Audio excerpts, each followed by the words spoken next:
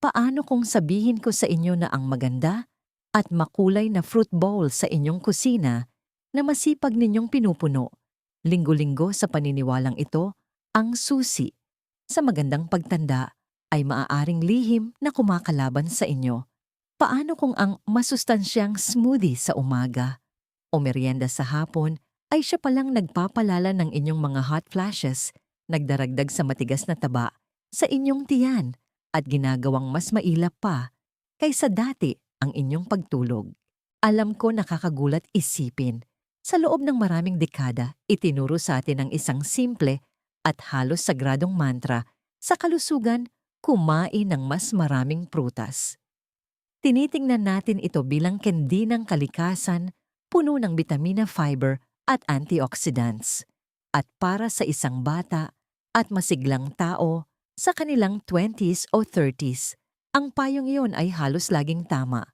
Ngunit para sa isang babaeng naglalakbay sa masalimuot at madalas na magulong yugto ng buhay, pagkatapos ng 60 taong gulang, ang mga tuntunin sa nutrisyon ay nangangailangan ng malaking pagbabago. Ang pisyolohikal na kalagayan ng inyong katawan ay nagbago at kasama nito ang paraan ng pagproseso ninyo kahit na sa mga pinakanatural na pagkain.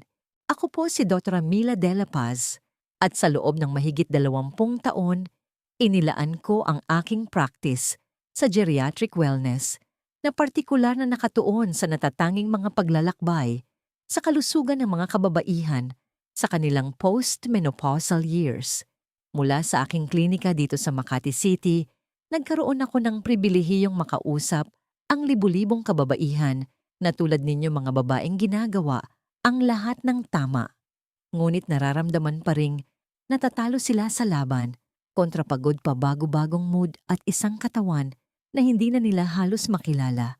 Lumapit sila sa akin na bigo kumakain ng mga salad at walang tabang protina, naglalakad araw-araw at nagmemeryenda ng prutas, ngunit hindi pa rin bumababa ang timbangan at patuloy ang mga night sweats. Ang salarin sa nakakagulat na bilang ng mga kaso ay hindi ang kakulangan sa pagsisikap. Ito ay ang kakulangan ng kaalaman kung paano nagbago ang kanilang hormonal balance. Pagkatapos ng menopause, bumagsak ang produksyon natin ng estrogen at progesterone at ang ating katawan ay nagiging napakasensitibo sa ibang mga hormonal influencer, lalo na sa insulin at cortisol. Dito pumapasok ang fruit paradox o kabalintunaan tungkol sa prutas. Ang karaniwang kasabihan na lahat ng prutas ay mabuti para sa iyo ay isang alamat na hindi na natin kayang paniwalaan. Ngayon, babalatan natin ang alamat na ito at ilalantad ang katotohanan. Tatalakayin natin ang 7 partikular na prutas na para sa mga kababaihan na higit sa 60 taong gulang ay maaaring tahimik na guluhin ang inyong maselang hormonal ecosystem. Ngunit higit sa lahat, tutuklasin natin ang 3 pangunahing prinsipyo sa likod ng pagkagulong ito na magbibigay sa inyo ng kaalaman upang bumuo ng isang dieta na tunay na nagsisilbi sa inyong katawan. Hindi ito sinasabotahe. Hindi ito tungkol sa pagkakait. Ito ay tungkol sa pagiging wasto. Ito ay tungkol sa pag-unawa sa inyong bagong biyolohiya at paggawa ng matalino at may kaalamang mga pagpili na tutulong sa inyong bawiin ang inyong lakas, balansehin ang inyong mga mood at tunay na umunlad sa kahangahangang kabanatang ito ng inyong buhay. Prinsipyo 1. Ang pagsakay sa insulin roller coaster. Ang una at pinakalaganap na issue na dapat nating tugunan ay ang nakatagong epekto ng asukal sa isang postmenopausal na katawan, isang epekto na tinatawag kong insulin roller coaster. Bago ang edad na 60 malamang na mahusay ang inyong katawan sa pamamahala ng blood sugar, maaari kayong kumain ng isang slice ng birthday cake o isang matamis na prutas at ang inyong pancreas ay maglalabas ng tamang dami ng insulin upang dalhin ang asukal na yon sa inyong mga selula para maging enerhiya ng walang gaanong drama. Ngunit pagkatapos ng 60 iba na ang sitwasyon. Ang ating mga selula ay natural na nagiging mas lumalaban sa mensahe ng insulin.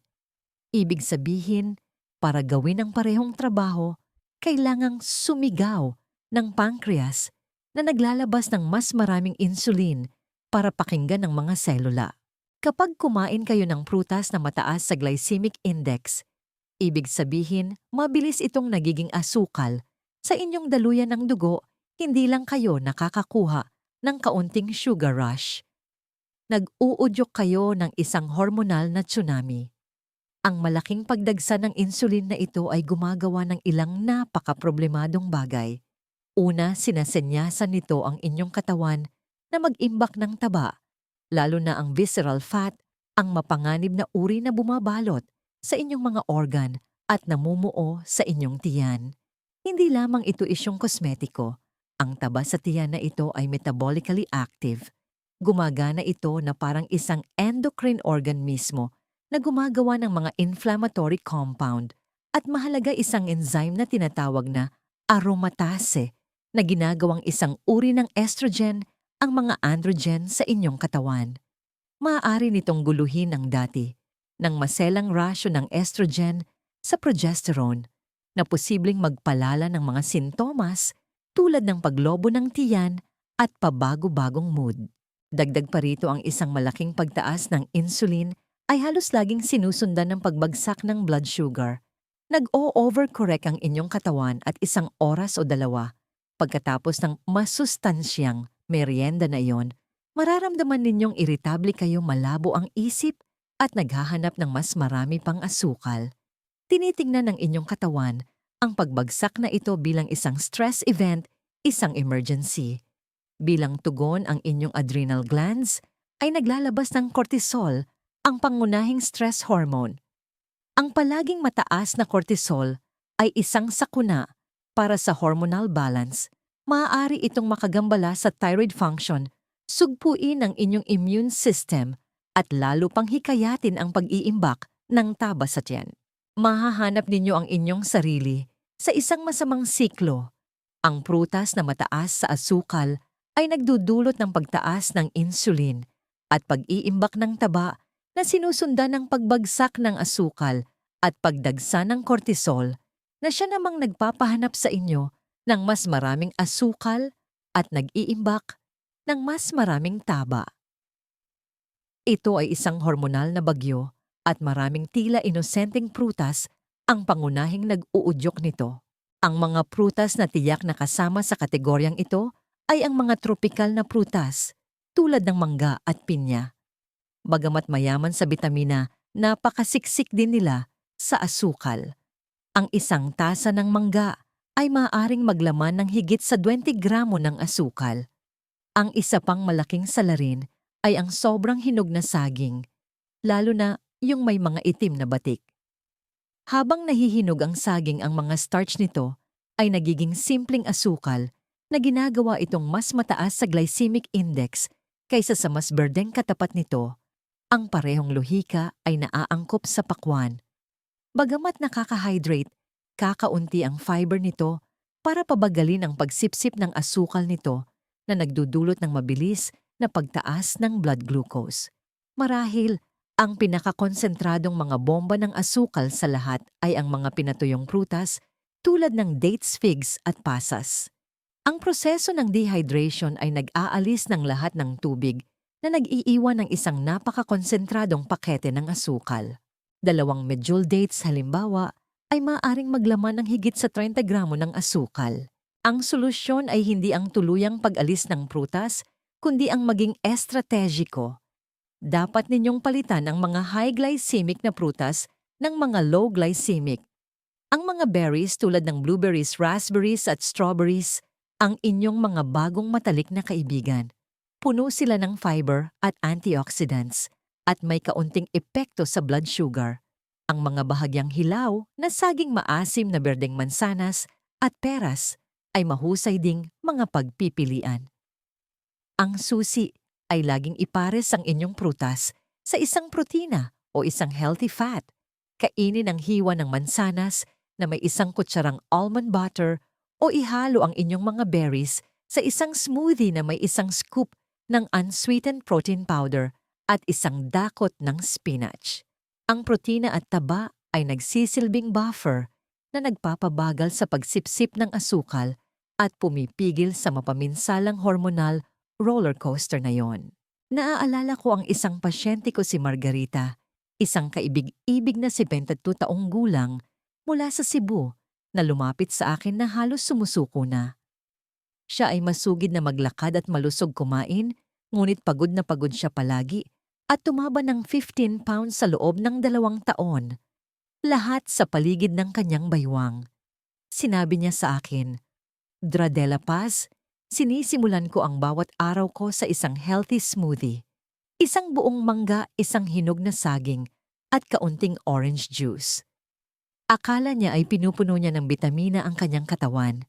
Sa katotohanan, sinisimulan niya ang kanyang araw sa isang sugar bomb na nagpadala sa kanyang insulin at cortisol sa isang magulong biyahe na nag-iiwan sa kanyang pagod at naghahanap ng carbs. Pagsapit ng 10 a, gumawa kami ng isang simpleng pagpapalit. Pinalitan namin ng mangga at saging ng isang tasa ng mixed frozen berries, isang malaking dakot ng spinach, isang scoop ng vanilla protein powder, at unsweetened almond milk.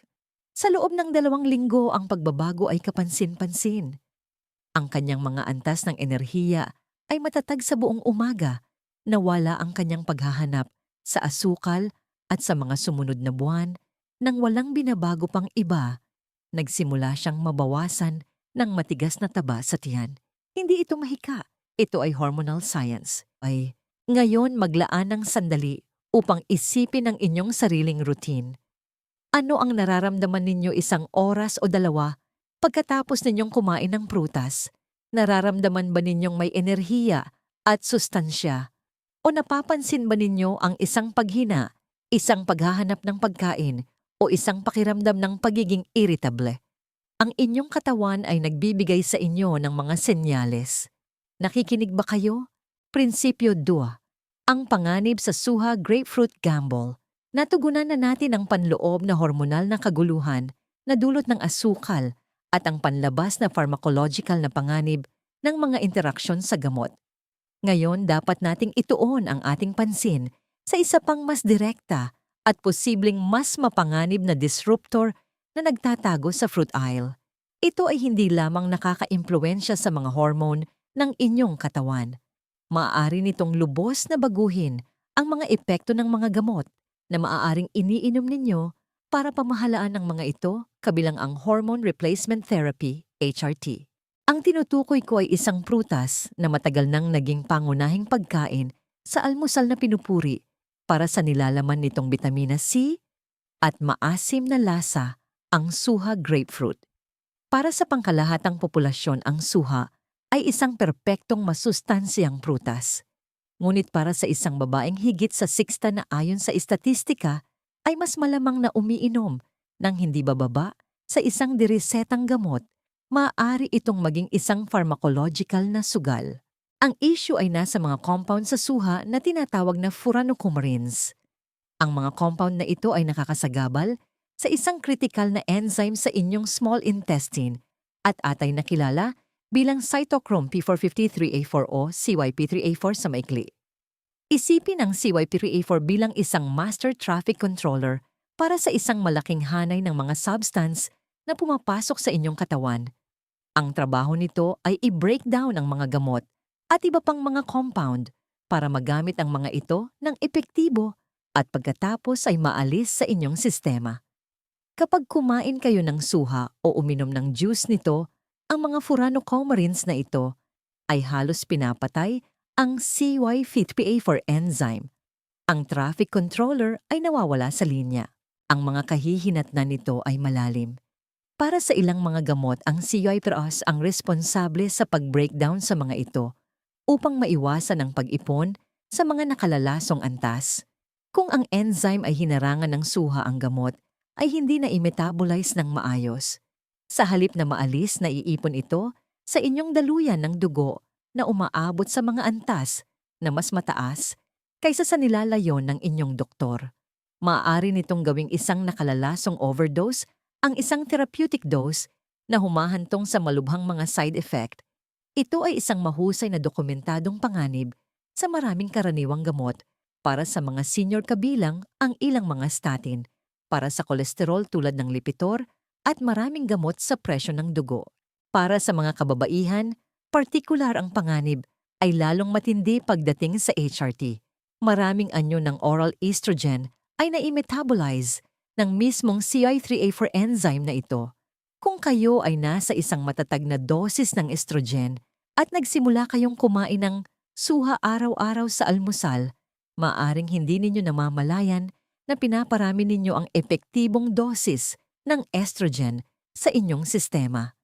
Maaari itong humantong sa biglaang pagsisimula o paglala ng mga side effect ng estrogen dominance, matinding pananakit ng dibdib, pagpapanatili ng likido, malubhang pabago-bagong mood, at mas mataas na panganib ng mas malubhang komplikasyon tulad ng pamumuo ng dugo. Ang problema ay maaari ring gumana ng pabaligtad. Ang ilang mga gamot ay sprodrugs. Ibig sabihin ay hindi aktibo sila kapag ininom ninyo at umaasa sa CY3A4 enzyme upang gawin silang aktibong anyo. Sa kasong ito, ang panghihimasok ng suha ay mangangahulugan na ang gamot ay hindi kailanman na switch on, na ginagawa itong hindi epektibo. Ang solusyon dito ay hindi tungkol sa moderasyon. Ito ay tungkol sa kumpletong pag-iwas kung kayo ay umiinom ng gamot na may interaksyon dito. Hindi ito isang mungkahi. Ito ay isang kritikal na babala sa kaligtasan. Ang epekto ng isang serving ng suha ay maaring tumagal ng hanggang 72 oras. Kaya kahit na ang pagkain nito paminsan-minsan ay hindi isang ligtas na diskarte. Dapat kayong magkaroon ng isang seryosong pag-uusap sa inyong doktor o parmasyutiko. Magdala ng listahan ng lahat ng inyong mga gamot, kabilang ang anumang over-the-counter supplements, at direktang itanong sa kanila, mayroon po bang anumang interaksyon sa suha? Kung naghahanap kayo ng maliwanag at citrus na lasa, mayroon kayong mas ligtas na mga alternatibo. Ang limon at dayap ay walang parehong epekto at maaring malayang gamitin upang pasiglahin ang inyong tubig o timplahan ang inyong pagkain. Ang mga dalandan sa katamtamang dami ay karaniwang itinuturing na ligtas din bagaman laging pinakamahusay na kumpirmahin sa inyong healthcare provider. Mayroon akong pasyente si Susana mula sa Davao, isang masiglang 68 taong gulang na nasa mababang dosis ng HRT at maganda ang pakiramdam. Bigla nagsimula siyang makaranas ng nakakapanghi ng migraines at pananakit ng dibdib, mga sintomas na hindi niya naranasan sa loob ng maraming taon. Sa isang detalyadong konsultasyon, sinuri namin ang bawat aspeto ng kanyang dieta. Lumabas na pinadalhan siya ng kanyang anak na babae ng isang malaking kahon ng sariwang suha mula sa Florida at kinakain niya ito tuwing umaga sa nakaraang buwan. Wala siyang ideya na binibigyan niya ang kanyang sarili ng isang mapanganib na mataas at hindi kontroladong dosis ng kanyang estrogen na gamot araw-araw. Agad naming ipinatigil ang suha at sa loob ng 1 linggo, nawala ang kanyang mga sintomas. Ang kanyang kwento ay isang makapangyarihang paalala na ang natural ay hindi laging nangangahulugang ligtas, lalo na kapag kasama ang modernong medisina. Prinsipyo 3, mga patibong sa pagproseso ng pagkain. Natugunan na natin ang panloob na hormonal na kaguluhan na dulot ng asukal at ang panlabas na pharmacological na panganib ng mga interaksyon sa gamot. Ngayon dapat nating ituon ang ating pansin sa ating ikatlo at huling punto, ang mga patibong sa pagproseso at ang mga malusog na bitag na maaari nating mahulugan. Ito ay tungkol sa mga prutas na maaring perpektong ayos sa kanilang natural na estado, ngunit nagiging problema dahil sa paraan ng kanilang pagproseso at pag-empake. Ang pangunahing salarin dito ay anumang uri ng dilatang prutas na nakababad sa heavy syrup na may karaniwang halimbawa ang dilatang peaches. Ang problema siyempre ay hindi ang peach mismo. Ang sariwang peach ay isang kahangahangang pinagmumulan ng mga bitamina at fiber. Ang kontrabida ay ang syrup na pinagbabaran nito Ang syrup na ito ay madalas na puno ng refined sugar at mas masahol pa, high fructose corn syrup, HFCS. Ang high fructose corn syrup ay metabolically na mapanira, lalo na para sa isang tumatandang katawan. Hindi tulad ng regular na glucose na maaaring gamitin ng mga selula, sa buong katawan ng fructose ay halos eksklusibong pinoproseso ng atay. Kapag kinonsumo ninyo ito sa mataas na konsentradong anyo na matatagpuan sa syrup, nalulula ang atay. Ang tugon ng atay ay gawing taba ang sobrang fructose na ito, partikular na mga triglycerides. Ang prosesong ito ay hindi lamang nag-aambag sa pag-iipon ng mapanganib na visceral fat na tinalakay natin kanina, kundi isa ring pangunahing dahilan ng non-alcoholic fatty liver disease, NAFLD, isang tahimik na epidemya sa mga matatanda. Ang prosesong ito na nakasentro sa atay ay nagpapagatong din sa systemic inflammation. Ang pamamaga ay isang ugat na sanhi ng napakaraming sakit na may kaugnayan sa edad, mula sa arthritis hanggang sa sakit sa puso, ngunit direkta rin itong nakakaapekto sa inyong mga hormone. Ang isang katawan na nasa estado ng talamak na pamamaga ay isang katawan na nasa ilalim ng stress na humahantong sa nahulaan ninyo mataas na antas ng cortisol. Lumilikha ito ng parehong nakapipinsalang hormonal cascade na tinalakay natin sa insulin roller coaster. Kaya ang tila hindi nakapipinsalang mangkok ng dilatang peaches para sa dessert ay hindi lamang isang matamis na pagkain. Ito ay isang dosis ng syrup na nakaka-stress sa atay at nagtataguyod ng pamamaga na direktang gumugulo sa inyong hormonal equilibrium.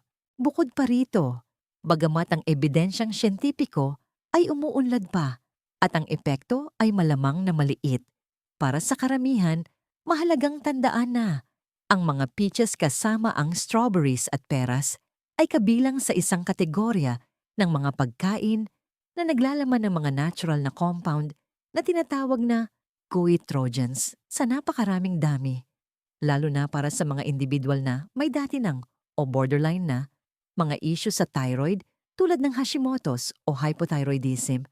Ang mga goitrogen ay posibleng makagambala sa kakayahan ng thyroid gland na gumamit ng iodine na mahalaga para sa paggawa ng thyroid hormone. Ang inyong thyroid ang master gland ng inyong metabolismo at ang tamang paggana nito ay malalim na magkakaugnay sa inyong mga sex hormones. Para sa karamihan ng mga kababaihan, ang pagkain ng sariwang peach ay walang negatibong epekto sa kanilang thyroid.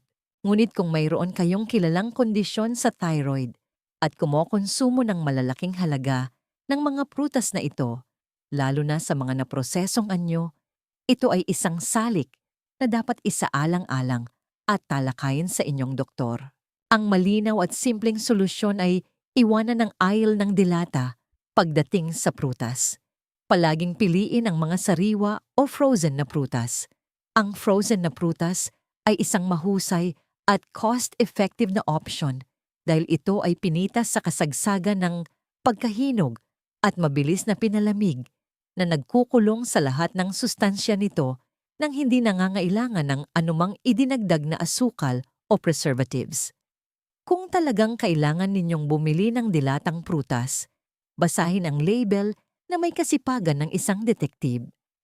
Tiyaking ito ay nakababad sa sarili nitong katas o tubig na may malinaw na nakasaad na walang idinagdag na asukal sa label. Isipin si Carolina, isang 62 taong gulang na retiradong guro mula sa Baguio na dumaranas ng patuloy na pananakit ng kasukasuan at isang nakakabigo na brain fog na nagpaparamdam sa kanya na mas matanda kaysa sa kanyang edad. Siya ay isang taong may nakasanayan at tinatapos ang bawat hapunan sa isang maliit na mangkok ng dilatang peaches na may syrup, isang nakagiginhawang lasa mula sa kanyang pagkabata. Itinuring niya itong mas malusog na pagpipilian kaysa sa cookies o ice cream. Sa aming konsultasyon, natukoy namin ito bilang isang pangunahing pinagmumulan ng nakatagong asukal at pamamaga sa kanyang dieta. Pinalitan niya ang dilatang peaches ng isang mangkok ng sariwang blueberries na may isang kutsarang plain Greek yogurt. Ito ay isang maliit na pagbabago, ngunit ito ay palagian. Pagkatapos ng isang buwan, iniulat niya na ang fog ay nagsimulang mawala at ang kanyang paninigas ng kasukasuan sa umaga ay kapansin-pansin na nabawasan sa pag-alis ng araw-araw na dosis ng nagpapa-inflame na syrup. Pinayagan niya ang mga sistema ng kanyang katawan, kabilang ang kanyang hormonal system, na magsimulang muling magbalanse. Konklusyon at isang mahalagang aral. Habang tinatapos natin ang ating pag-uusap, maglaan tayo ng sandali upang sariwain ang mahahalagang kaalamang ito. Nilakbay natin ang komplikadong mundo ng prutas at mga hormone na lumalampas sa simpleng ideya na lahat ng natural na pagkain ay likas na pinakamainam para sa atin sa bawat yugto ng buhay. Natutunan natin na para sa mga kababaihan na higit sa asengto, ang tunay na kagalingan ay nakasalalay sa isang mas maingat at matalinong diskarte sa nutrisyon. Ang unang dakilang aral ay paamuin ang insulin roller coaster sa pamamagitan ng pagkilala na ang mga prutas na mataas sa asukal tulad ng mangga, hinog na saging pakwan at lalo na ang mga pinatuyong prutas ay maaaring magpadala sa ating blood sugar at stress hormones sa isang magulong biyahe. Ang susi ay ilipat ang ating focus sa mga low glycemic na berries at mansanas at laging i-buffer ang kanilang asukal sa protina at malusog na taba. Pangalawa, natuklasan natin ang kritikal at hindi mapag-uusapang babala ng panganib sa suha. Nauunawaan na natin ngayon na ang prutas na ito ay maaaring mapanganib na makagambala sa metabolismo ng mahahalagang gamot, kabilang ang HRT na ginagawang isang potensyal na overdose ang isang iniresetang dosis. Malinaw ang utos kung kayo ay umiinom ng gamot. Dapat kayong kumonsulta sa inyong doktor at malamang na iwasan ng buo ang suha. Panghuli, inilantad natin ang patibong sa pagproseso na natutunan na kahit ang isang masustansyang prutas tulad ng peach ay maaaring maging isang hormonal disruptor kapag ito ay naligo sa nagpapa-inflame na high fructose corn syrup. Ang solusyon ay itaguyod ang sariwa at frozen na pagkain at maging isang masusing mambabasa ng mga label na laging iniiwasan ng bitag ng mga idinagdag na asukal. Ang kaalamang ito ay hindi nilayon upang lumikha ng takot o isang pakiramdam ng pagkakait. Ito ay nilayon na gawin ng eksaktong kabaligtaran. Ito ay idinisenyo upang bigyan kayo ng kapangyarihan. Ito ay tungkol sa pagpapalit ng kalituhan sa kalinawan at pagkabigo sa kontrol. Ang pakiramdam na masigla, puno ng enerhiya at emosyonal na balanse pagkatapos ng isendo ay hindi isang bagay ng swerte. Ito ay isang bagay ng paggawa ng may kamalayan at edukadong mga pagpili na nagpaparangal sa mga kahangahangang pagbabago na pinagdaanan ng inyong katawan.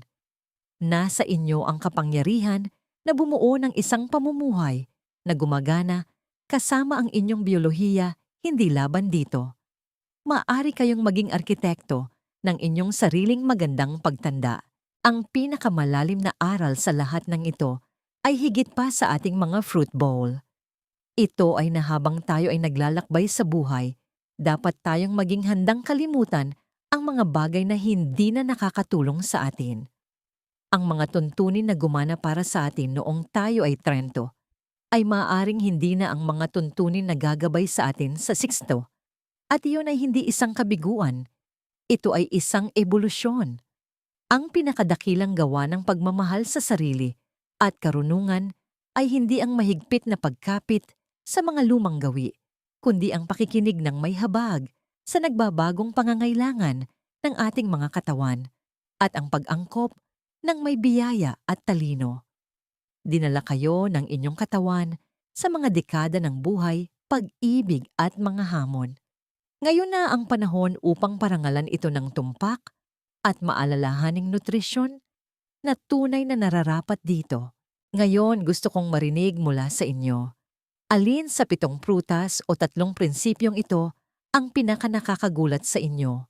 Nagbigay ba ang impormasyong ito ng bagong ideya o tanong tungkol sa inyong sariling paglalakbay sa kalusugan?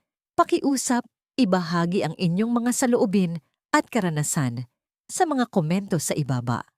Ang inyong kwento ang inyong tanong, ang inyong sandali ng pagkatanto ay maaaring mismong makatulong sa isa pang babae sa komunidad na ito na mahanap ang kanyang sariling landas tungo sa balanse.